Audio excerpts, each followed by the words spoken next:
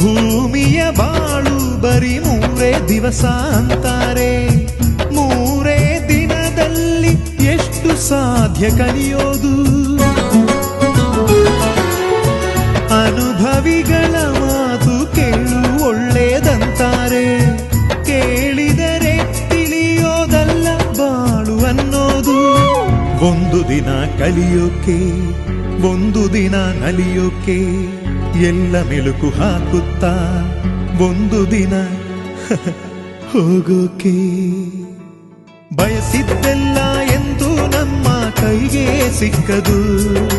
ನಾವು ತಂದ ಪುಣ್ಯ ಎಷ್ಟೋ ಅಷ್ಟೇ ನಮ್ಮದು. ಚಿಂತಿಸಬೇಡ ಮನವೇ, ದಾರಿ ಸಾಗಿಸು.